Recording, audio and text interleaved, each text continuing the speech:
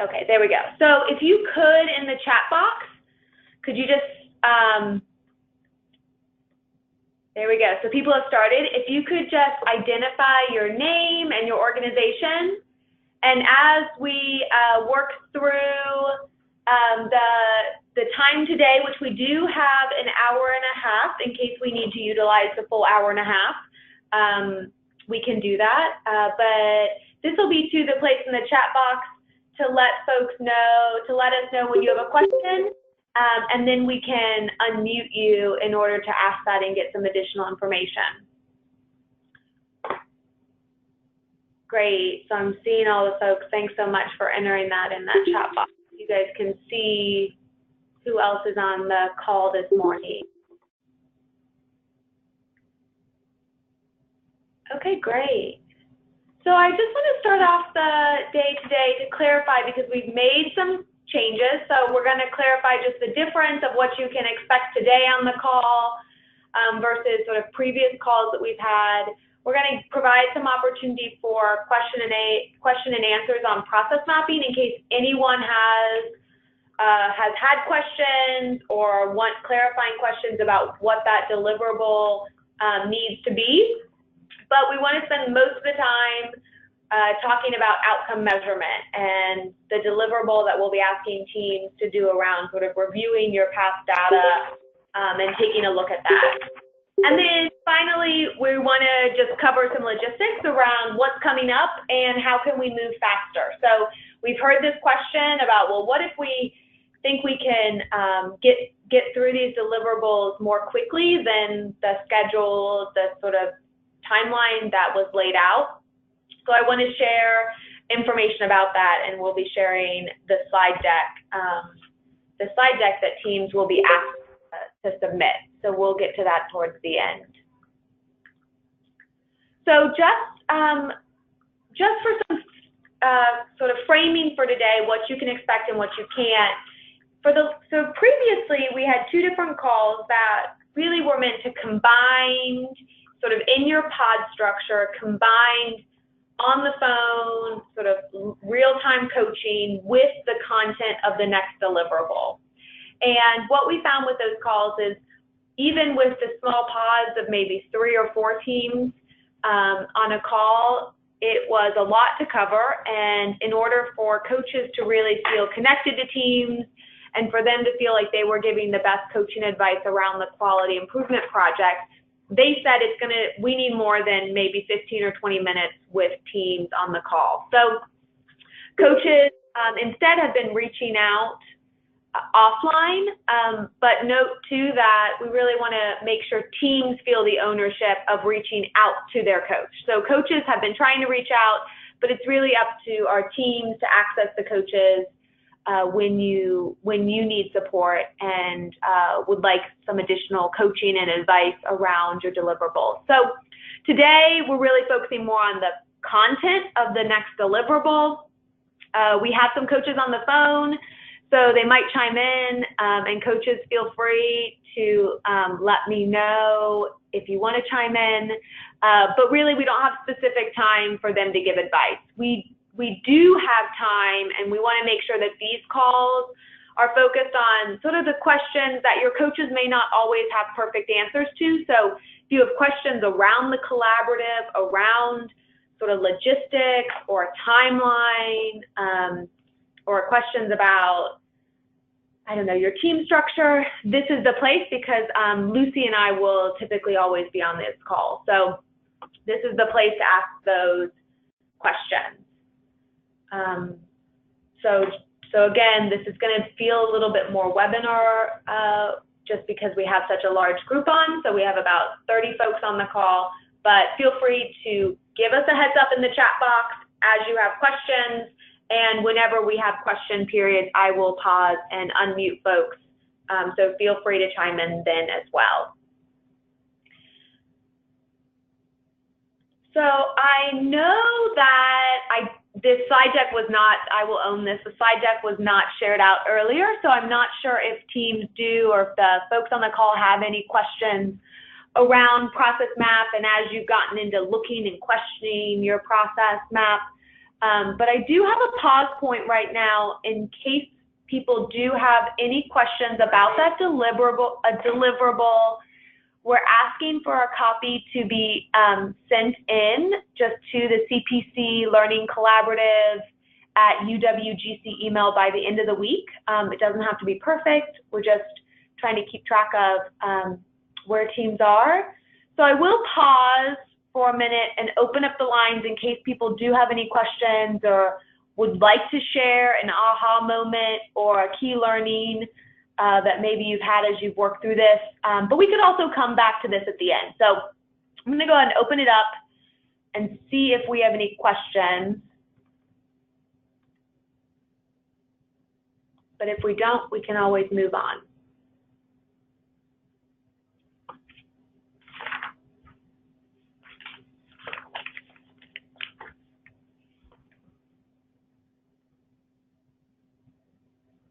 Okay, so it sounds pretty quiet, so I will move on. Make a note in the chat box if I missed you or you want to come back to this. We can bring this back up at the end. So sort of moving into our next deliverable, you know, teams have focused a lot of time on thinking about their aim statements, right? That tight question of understanding what are you as a smaller team trying to accomplish. And we also want to know what's an important part of quality improvement is knowing when we get into the active testing, when a change is an improvement. And so this will end up helping us guide us into a conversation of how we measure data moving forward. But what we're going to focus on today is using data to give you additional insights into your sort of current state and how sort of as you're thinking about that process maybe as it exists now or as you're thinking about a potentially new process, you want to think about what you can learn from past data. So with that, we're going to sort of think about, right, data as a window and measuring improvement and how you can use visual and how you can visualize data to better understand it and see variation in your data. So you've seen a lot of these slide decks. I've swapped if you attended the learning session. So for some, hopefully this is just a review. But really, it's important to understand, right? So this is saying that, you know, improvement isn't free, and really that investigating the data we collect is really about reducing the time maybe we spend in thinking about the improvement process, because our past data can give you really important insights into your current state, just as your process map can. So by sort of trying to dive deep into your data can help you reveal really maybe there are specific points in your process that are most primed for improvement, and also knowing, which is really helpful and sort of can verify your good work, is where you might have parts of your system that work really well and don't need to be focused on initially for improvement. It can also show us, because of the variation, that in order to change certain parts, you might get a different outcome. And it's also important to note that this will help us just to know where we don't want to waste time in certain places. So there are certain solutions that might be best for certain pieces of your process, but really beginning to understand that data is the first step in that. The other thing I'll mention, and you'll see throughout, is that sometimes our data might not be complete, and that's important to note too. So as we move into this improvement process, you may find places where there is a specific step in your process where you don't have a measure, and it could be really meaningful to measure that process. So we also want to look at that. You know, there's a lot of helpful ways to look at data, and we're going to talk through that. Thinking about subgrouping, right? Considering different elements in order to cluster or group your data in different ways. A lot of folks have, you know, this message for United Way partners in particular is probably very similar to what you hear typically around year-end evaluation, sort of for us, around how you can look at data, sort of your rational subgrouping of how to sort and organize your data that might give you new insights. So we are going to look at a couple ways where data is actually can present problems. So sometimes data is not perfect, and then we'll go into ways where data is more helpful. So one problem is sometimes you just don't have the data. So I've used some local examples that I thought would be helpful. In one area, a lot of times with measuring community level goals or larger system level information, United Way in particular looks at census data.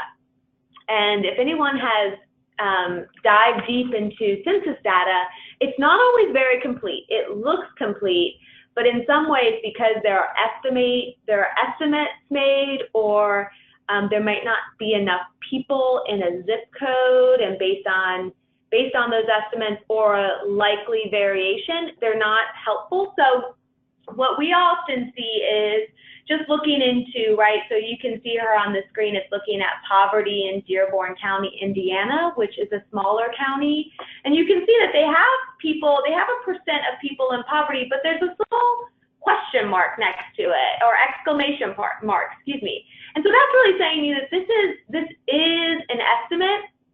And in most cases, these aren't comparable and they're not really reliable. So there are times when you don't have data. You might see where it's not collected for a year, or it's unavailable. But I'd also want to caution that there are sometimes cases where it on the surface looks like there's data, but really it's not reliable, or you wouldn't be able to use it in a real learning-based way because it might be an estimate.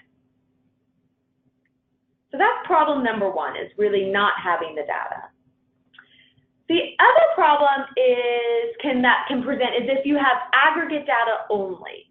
And so aggregate data might give you a really good idea of a big picture, but it's not often helpful in sort of in-depth learning because it doesn't give you enough information. So I presented an example around kindergarten readiness. So you can see down here, this key fact is a really high-level aggregate piece of data. So 85% of children in CPS public schools are ready for kindergarten. That is great, right? That we know that more than 50% of children in CPS are ready for kindergarten, but it's really hard to learn from because it doesn't give us a lot of information. You know, it doesn't this is sort of thinking about your aim statements. It doesn't give you insight on how they're measuring that, right? We don't know if it's changed in the past by just looking at this. Is it all kids are measured? It leaves you asking a lot of questions when you're on a learning journey.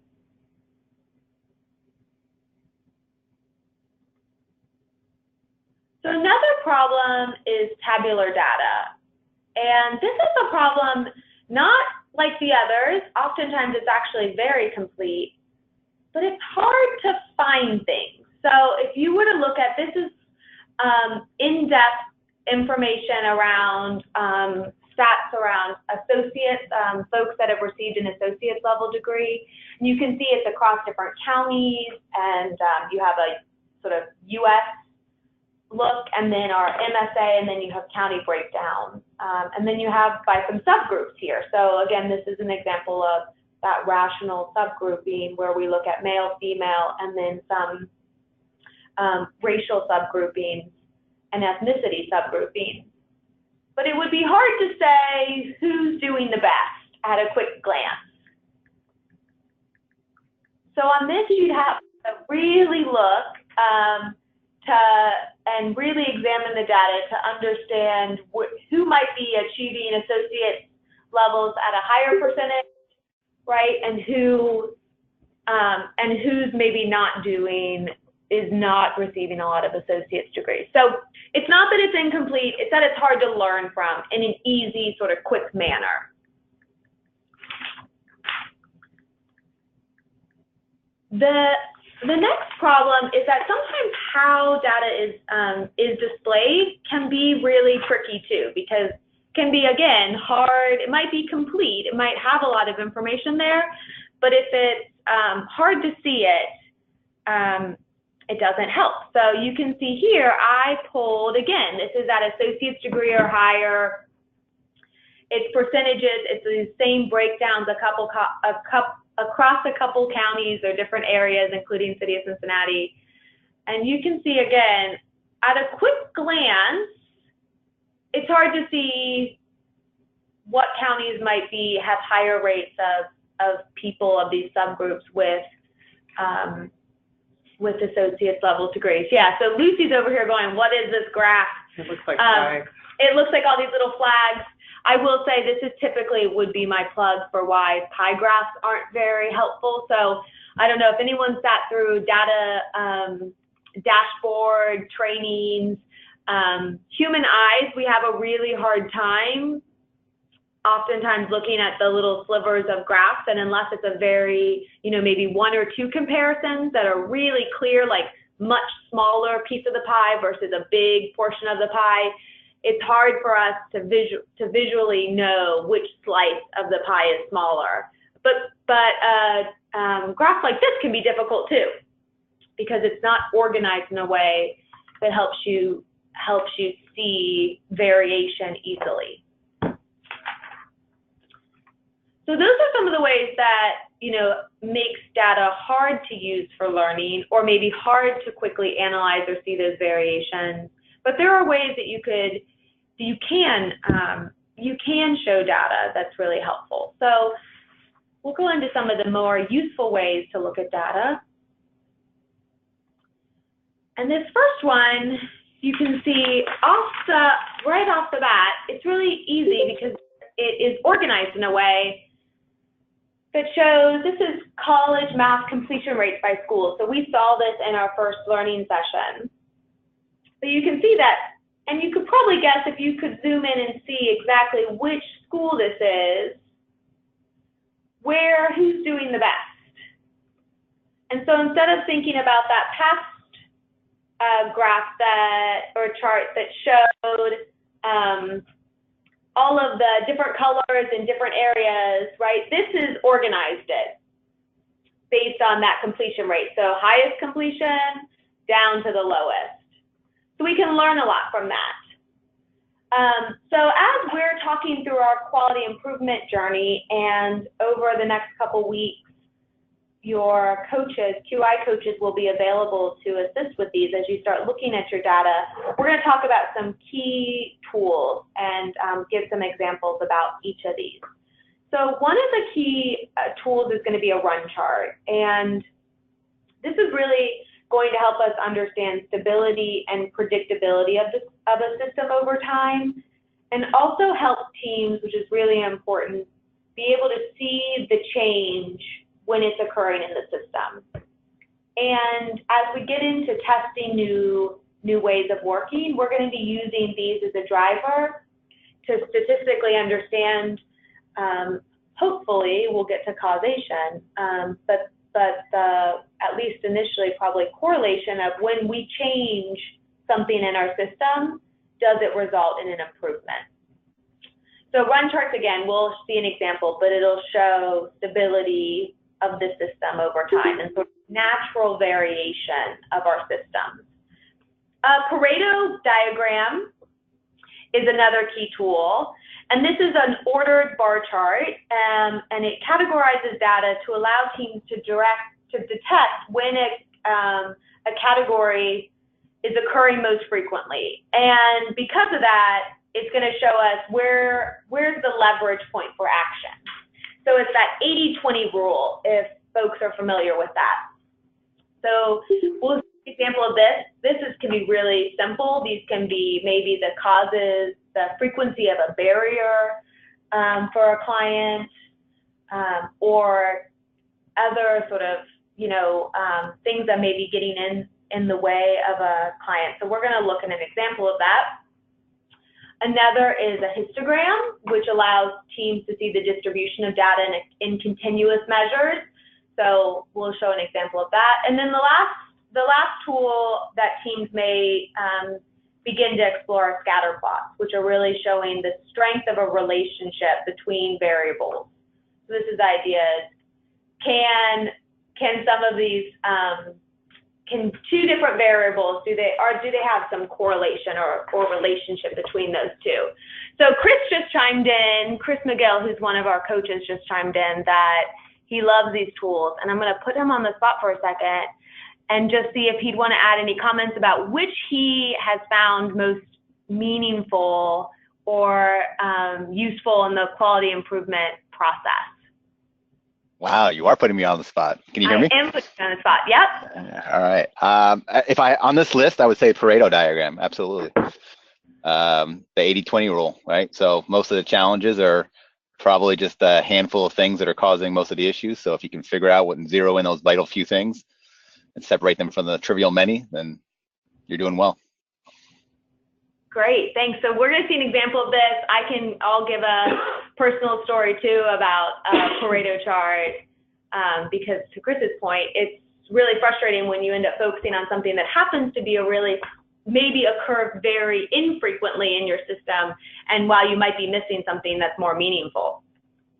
So real quick, I want to show the examples of each of these.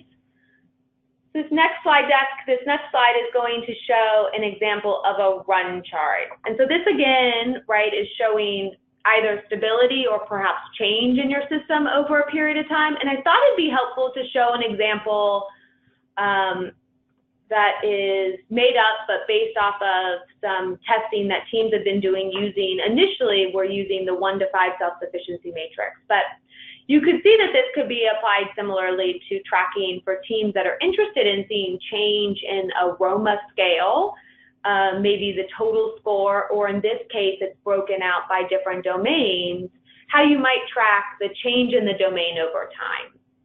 So here you have sort of weeks that are demonstrated down here on the axes, and then the score of that domain, and it's broken up into a couple different needs. So instead of showing a whole system, this is really just focusing on one family, and that there's a need around housing and a goal area perhaps around clothing and transportation, and how on a week-to-week basis you can show change in that domain for that family. So this again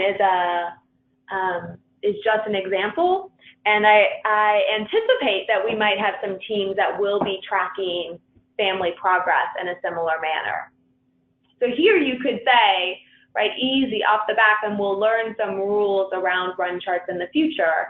But you might begin to start thinking, what either is or isn't happening here that's causing no change, and what might be happening here to help encourage or impact the increase in the score around clothing and how it might be sustained.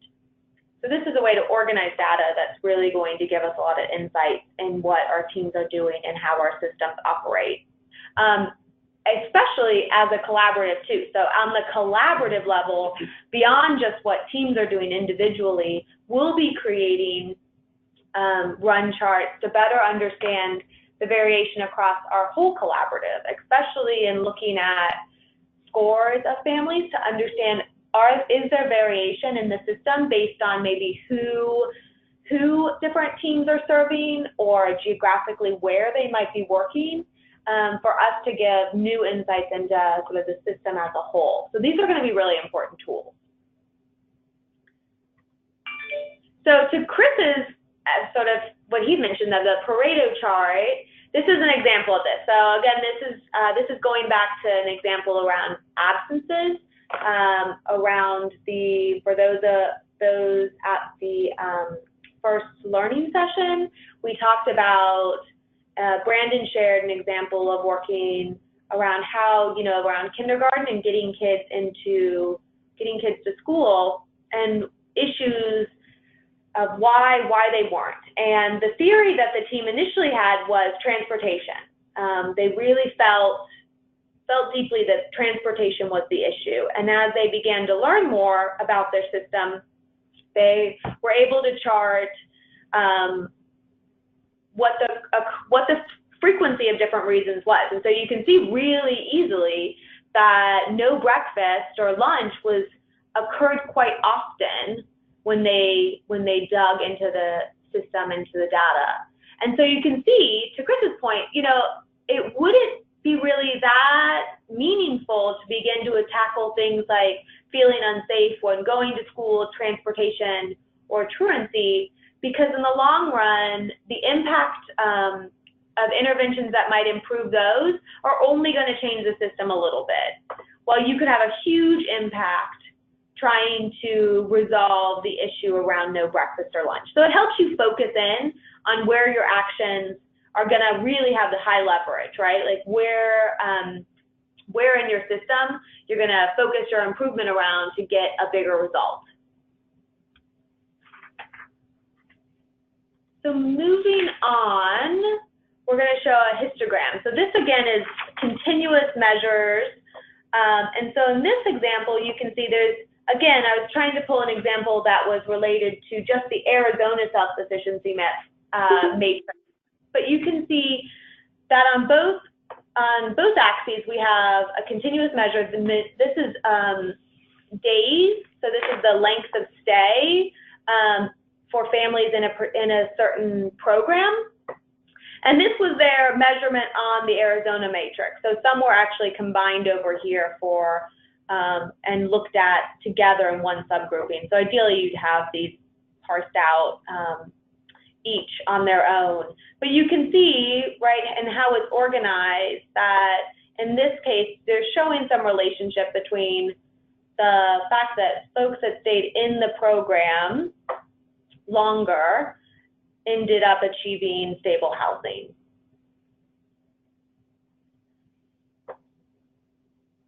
Okay,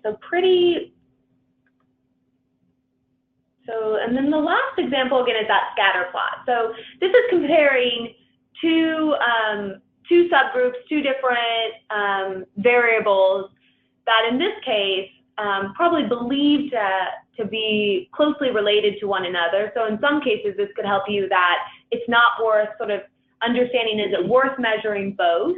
Or is it maybe good enough to measure one because there's a close relationship to another variable of interest. So in this case, you can see the relationship with the SAT and the ACT scores across 5 school districts.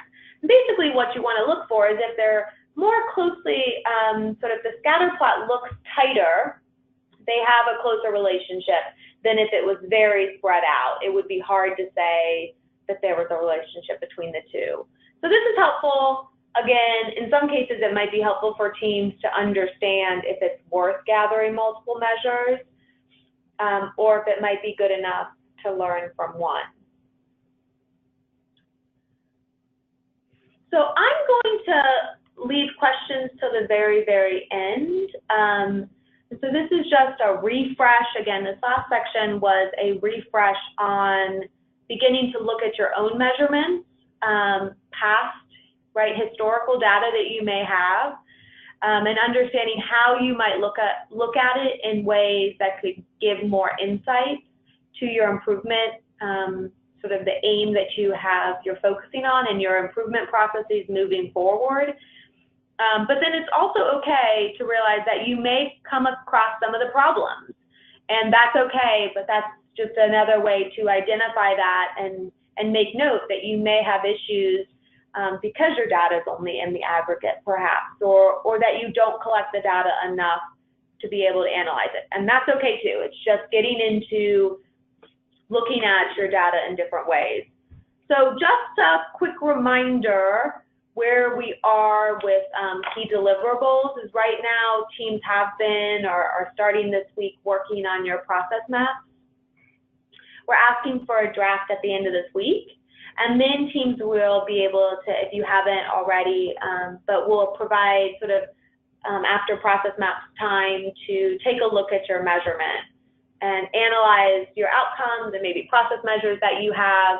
And coaches, again, will be able to provide support on these and give you some guidance and coaching. We are asking that you sort of have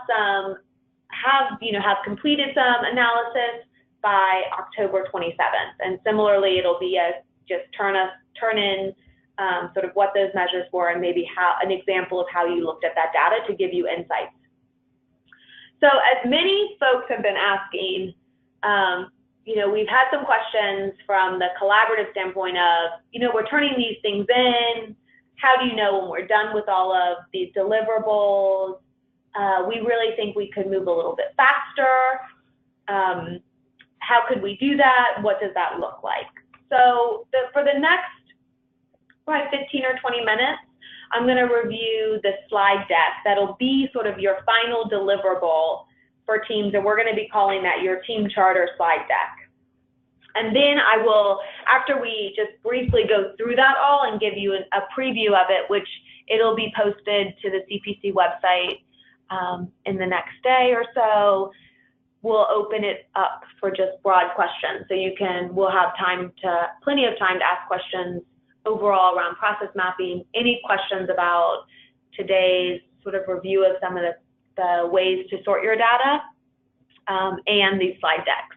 So I'm going to quickly switch over to a new slide deck.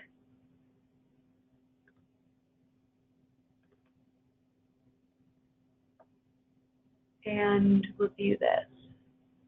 You can see my lovely background probably right now. Bryce National Park, for those of you that have never been there. Lucy can tell you all about it. This is the room I come into when I need to be somewhere else. Okay, so this is the slide deck again. This is a PowerPoint. This will be available for you to download and edit. Some of these slides you have seen. Some are going to look new because as a collaborative, we have not covered the tool in depth. And so I'll give a little reminder when we hit those slides. So for teams that may not be familiar with some of those deliverables as we get there, if you have not missed anything, we will still have these type of calls to talk through those, and coaches will, sort of on the schedule to have time to work with you on. So you can see this is just a blank slide deck. What we've done is sort of have a table of contents, so to speak, where you can see specifically as sort of a template slide deck which slides we're looking for and because there are some extra slides that you don't have to complete, but they're placeholders, or we might be adding in tools that we think you might find helpful but are not required. It's just slow today, so let me click ahead. So what we want you to do on these first couple slides is give some background information and give some sort of a foundational understanding of the work you're doing as it relates specifically to your aim, your project. And so we're asking first for a slide of just some really basic background information. Really, what is essential to sort of set the stage for improvement and for anyone to pick up this slide deck and to be able to quickly understand what your team is working on or what's essential to the audience. So it could be that if you're a place-based organization, it might be essential to mention the neighborhood in which you work, or perhaps sort of changes of your services over time that have led you to your improvement project. It's really just a little bit of background information. We don't need tons, we don't need organizational history necessarily, unless there's something really key that without that understanding, the audience or whoever might be looking at this would really be missing an important point. Yeah, this is about your project or your program. It's not about your organization and what you do. So it's us being able to quickly look and see what in the Child Poverty Collaborative you're trying to sort of test in the area of moving families out of poverty. Right. So again, just essential background. And what you're going to see in a lot of these slides, it's just a little reminder that as you complete this and you fill in your background information, you can delete all of this text and just begin to add your own bullet points. Just make it a little cleaner. So if you have your sort of essential background in the previous slide, here you'll be able to, you want to state the need for improvement. So really make your case for why this is important and why it's worth focusing on improving. Again, just a couple bullet points, sort of what's the problem you have, you know, what's that key question that might have begun driving this work. And again, this is about, you know, what's the problem and why you're using quality improvement to, again, really create better outcomes for the families that you're working with. So again, you're going to see this little tag, delete away, when you begin to work on this PowerPoint. And then we want to, again, know your team, because between this time period, we know teams may have shifted. So we want you to sort of if it hasn't changed at all, you can use the same one. Mm-hmm. But you have, again, a slide just to mention your team, who they are, and thinking about all those important roles, about who's involved, so we have the different perspective and sort of those key staff people driving this work. The next slide, this question should sound familiar. So that big question of what are we trying to accomplish? So in your team, what is the aim of your improvement project?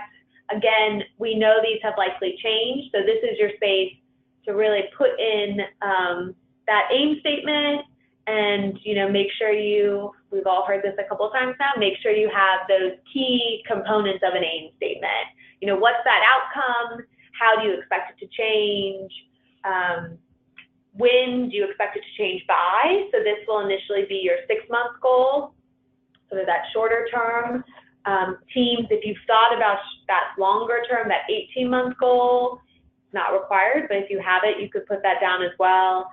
And then sort of for whom you're expecting the change, what are the, who's the population you're working with or you're focusing on, and then again, your boundaries or sort of limitations, what's your system you're focusing on.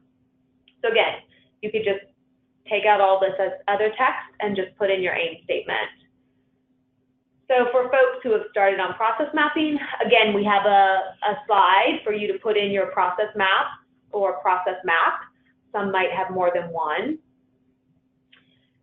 And this can be a picture of it, so don't feel the need to put it into a specific program or spend tons of extra time translating it, into an electrical format. If it's not meaningful for you to have it in electronic form in any way, it was more than okay to provide a picture of your Post-it notes as long as it can be read, really. So think again about the audience. We want to be able to see these.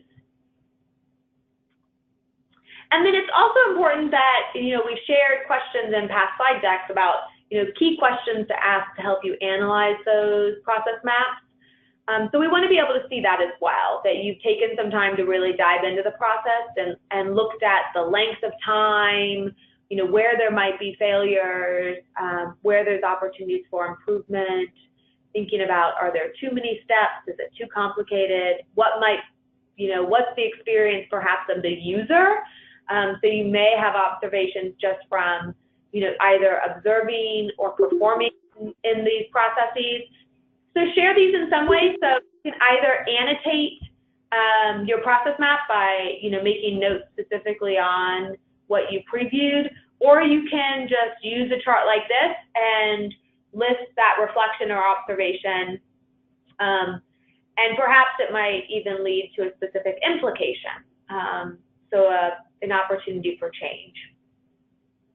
So this deck you'll see is sort of, this slide in particular is optional if you were to choose to show your analysis in a different way. And then today, as we talked about, we want to see some observation or analysis of your baseline assessment. So thinking about the key outcomes that are of interest to your project and your organization. We want to see how you've looked at your data. It could be a run chart of historical performance over time. So if you're working in an area where you have traditionally measured a certain outcome and you intend to change that outcome, or it is a key outcome of your project, you know, you could have tracked that year to year. How are you doing, you know, perhaps with employment rates or with achieving, you know, increased skills, you know, for kids or for adults. You could look at a Pareto chart, right? You could have ordered bar charts in different ways, or other graphical ways that you have displayed your information. We just focus on a few. Again, you can go up, you know, beyond and look at your data in other ways as well. So what we do is we just have a placeholder, sort of a slide. It's just a placeholder for you to insert however you looked and began to assess measurement and your sort of past performance or other process measures in the past. So this is where we're getting into information that I am not going to provide a lot of detail on, because if we're sticking with the normal schedule, we will have additional calls around these tools. So for some, this might sound, these might not sound familiar, and that's okay. There are teams that may be already familiar with these tools due to quality improvement work in the past. But this, again, is your full charter. So in the next round of these calls, which will be during the week of the 23rd, we will actually be covering this tool in greater detail. But this tool is around, this is really going to be the tool that helps you say, you know, what are the changes you're going to make, which are going to be that could result in an improvement in your system. And so this is your opportunity to insert your key driver diagram, which is a tool that we'll be using to really lay out your theory of change and your specific change ideas or maybe generalized change concepts that you plan to make moving forward once you get into testing. So you can, again, use, you can insert, you know, a screenshot of something you might already have. We do have a template one. If you prefer to use this template, it's up to teams, but this gives you an idea. So this isn't, you know, has not been filled in, obviously, but it gives you an idea of where we'll be going, of thinking about the leverage points in your system, and then your change ideas or concepts that are going to be able to positively influence those. And then your another slide that's going to be key, the last sort of piece of your charter is thinking about that measurement of, you know, how do we know that that change is an actual improvement in your system? So, you know, when teams are getting to this point, we'll be asking you to list the measures that you think are going to be most important in driving your learning. You know, they're going to sort of be those measures that'll help us understand, you know, when you've made that change and how it's influencing your system. So these are going to be a key outcome measure, so likely closely related to your aim. For a lot of teams, because to get to your aim, it might take a long time, we're going to encourage you to think about process measures that you can measure more frequently, or shorter term indicators of change. And then there might also be balancing measures. So if you think about this too from the collaborative standpoint, we're measuring, right, our big outcome is going to be around financial stability changes, right, when we think about how we measure families moving out of poverty. But that process measure, sort of from a collaborative standpoint, is going to be changes in some, you know, whatever the final tool, the self-sufficiency matrix we use. But it's also going to be important that even as a collaborative too, we think about balancing measures. So are we thinking about the resources it takes to get there, maybe the intensity of the services? So we'll be thinking about similar measures as a collaborative, and we're asking teams to think about it within the context of your specific aim. So for a lot of people, this last slide might look very, very new to you, but we'll ask teams either to think about, to either list those, or you may choose to actually sort of graphically display them as a measurement tree. So again, we have coaching time, and actually the last set of calls during November 6th will be about measurement. So this, for a lot of folks, is going to not look familiar, and that's okay. For teams that want to move ahead, we wanted to let you know all of the details that you'll have to have. The other thing the last sort of couple things we're gonna ask for teams who are moving ahead is to also document some of their testing of our measurement tools. So, teams have been asked to try out the ROMA and the income sort of budget tool. So we're asking you to, jot down some of those top observations or learnings as you tried those, and what's the implication? So, how could it influence the change in how we iterate on those tools? And then lastly, some overall reflections. So we really want your team together to think about some of your reflections around sort of the learning, sort of what it's been like to lead. So for team leads and sponsors, perhaps, what is it about the leadership learning? And specifically, how do you feel like your project is the process of the quality, of how we've set up the quality improvement and the collaborative to date, and then also think about the challenges. And so this is just to give us some other learning to influence how the collaborative, additional activities, and what we focus on during our all-team calls and our learning sessions. So this is your slide deck. This is the slide deck as it sits. And really, once that's completed, let me click back and share with you what the process will be to turn that in, and then the next step. So what we're asking teams to do is, when they've completed their slide deck, and if you're sort of staying on the schedule, the idea would be you'd have this completed by the end of November. But in the meantime, if teams feel comfortable and confident in getting through these tools sooner, you can email them as soon as they are finished. With that, we're then going to schedule a site visit, and we want to include your team, including your sponsor. We'll have, someone from either United Way or CPC involved. Ideally, your coach will be available for that meeting to help provide some additional context and support. Otherwise, we'll probably invite another quality improvement expert on the visit.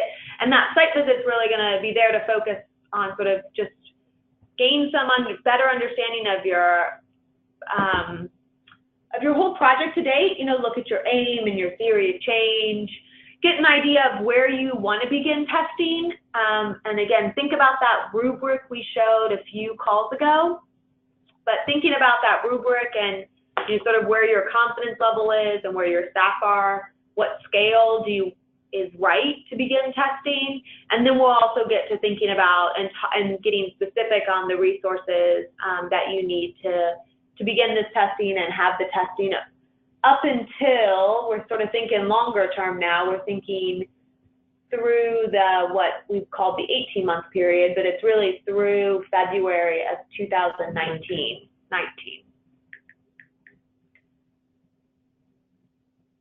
So this is the process. So I'm going to leave it on this just for now, and I'm going to go ahead and open it up. But we have plenty of time. We had plenty of time for questions, so we can use up until 12:30 if we need to. But we can field questions on just about anything, on process maps. If anyone has any clarifying questions on what's expected with that deliverable, you can ask questions about thinking about your baseline measurement, or observing your outcomes in the past, or we can take questions on the team charter and the process of moving ahead.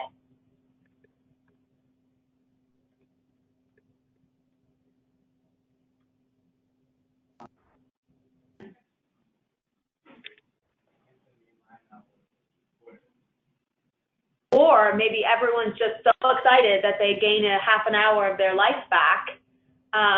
We won't have any questions. So that is perfectly okay too. But I'm gonna be quiet for just a couple minutes to see if anyone wants to chime in with any questions.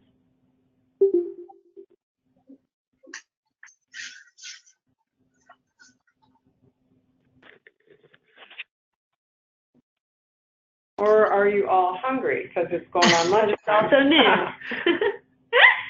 Okay. This is Barb. I had a question. Oh, go ahead. Yeah, go ahead, Barb. Barb from Cincy Smiles. Okay, so everything that we just went over as far as our charter, is that due? Is this all due by the end of November, or is that? Yes. Yes. Yep. This is what we sort of are on track to have teams be able to complete by the end of November. Okay. But we're going to be walking you through the, I mean, all these upcoming calls are about the content that Amy just went through.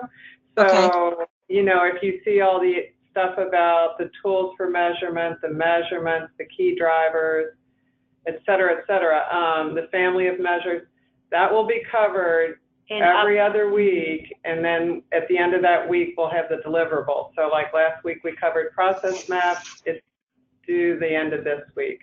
And what we really hope is that you can engage your coaches, because they'll be super helpful. Even if we do instruction on the webinar, they'll be super helpful to walk you through that. And that's why this whole process has been sort of captured in 3 months, because there's a lot of stuff that, being part of the Child Poverty Collaborative, we're asking you to do differently because we're testing new theories. Okay. Make sense? Thank you. Yes. Yep. Great question. Hi, this is Abby with the YMCA. I have questions. When it comes to data and baseline data, if this is a new process for us potentially, then how should we think about baseline data? I mean, Right. So if it's brand new, you're not going to have, right, to your point, you won't be able to truly have baseline. But what we'd like you to do is think about looking back at other data that might still be able to give you meaningful insights. So is there an opportunity to look at if you haven't collected this outcome in the past, are there other data points that you may have? And again, it's very, very possible that as you look into this, you'll realize it's all new. And so then you really won't have much to analyze, but you'll be able to look forward and say, these are measures, process measures that we will want to put in place as part of our testing and our learning. Okay, so maybe try to kind of piece together information from kind of related things that we've done. And use that as a starting baseline. Yeah, perhaps. And again, it may not be true baseline. So the purpose that we're asking teams, the purpose of looking at as data right now is, again, to really gain more understanding. You know, we've sort of framed this first couple months as really investigating our current system and diagnosing, right, issues or finding those places for improvement. So, you know, we don't want teams to just start diving into data for no reason, but to really think about, you know, maybe there are places related in the past where you have collected data that could still give you insights or inform this project moving forward.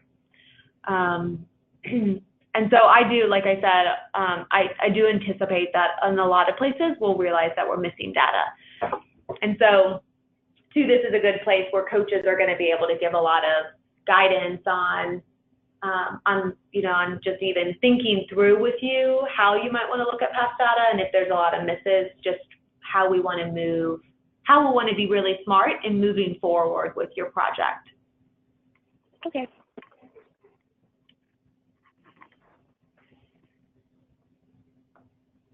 Amy, I had a question. This is Lucy. On the reflection and analysis of the process, are we doing that based on the process map, what we create in the process map? It's because we haven't really started the programs yet, right? The intervention. So it's based on what we lay out in a process map. We look at it and make an observation. Right. Look at that. Yeah. That's interesting. Yeah, okay. Yeah. And so, so it could be that they can be real-time observations because the process is currently occurring, or it could be, oh, let's lay out our potential process and let's take a look at it. And and just some insights on how long is it going to take, how, you know, or how long do you predict it's going to take, will probably be the better way to phrase it. How many steps is it? You know, thinking through that, sort of taking a critical eye on that process. So again, that can be done in bullet points. It can be done sort of by annotating your process, sort of adding comment boxes to think about that. We're not going to be tied up. We're not going to be stringent on how you do that, how you show that.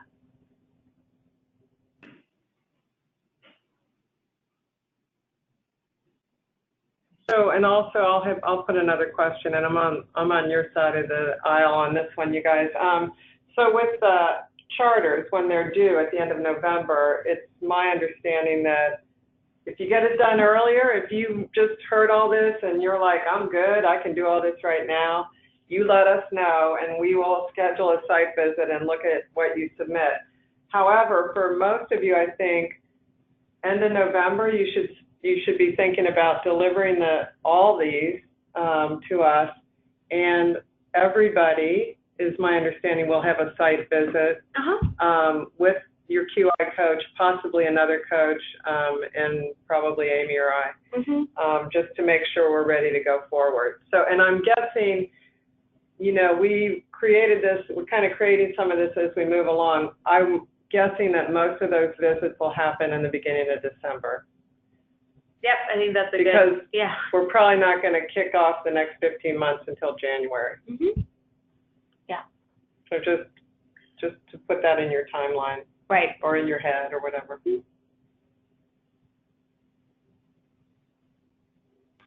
there you go. Chris just gave a comment, and feel free to chime in too verbally if you want, Chris. But just said in general, you know, he said in general, don't rush. That is great guidance. Yeah, go ahead. No, I just, that's one of the learnings I've had over the last couple of years in the process improvement space, is that sometimes I think I already know the answer, and so I just jump to that. And this is the idea behind this, is a disciplined approach, right? So you got to think about the process, think about the data, and really kind of sit and think with your teams, and then allow that to guide your future tasks and challenges. So while it's tempting just to jump to, hey, I got all the answers, I know exactly what I want to do. This process is really forcing you to think through, and maybe in a different way. So just kind of use that as a backdrop. That's great. I'll just say too, I'll share from personal experience, the most recent quality improvement project I got into, I would say the ahas, right, didn't really come to me until maybe 7 months into a 9-month program. And I would say, I think the miss I had, the sort of opportunity for improvement, was sort of, to Chris's point, being really diligent about making time on a weekly basis to think, reflect, you know, re-look at my data, because that time is really meaningful. And so when we say, you know, a lot of the encouragements you've seen in the letters and on calls have been to think about those routines, they're important because they do, they provide you that opportunity and sort of that diligence and routine to spend the time on the thinking, and not so much just the, you know, putting it on paper and into these tools.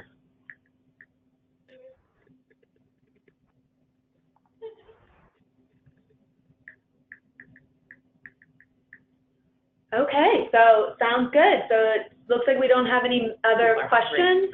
Yeah, everyone wants to go to lunch now. We'll be sharing this. We are actually just sort of doing the same call again on Thursday if you want some more of it and want to sit in again. And again, I'd encourage you to reach out to your coaches. If you have any questions about your coaches, let us know. I can help direct you, you know, connect you with them. And I've let all the coaches know too that I can sort of be the backup. So feel free to reach out to me as well. But hope everyone has a great afternoon. And thanks again for joining us. Thank you. Bye, folks. Bye. Thanks, Lucy. Bye.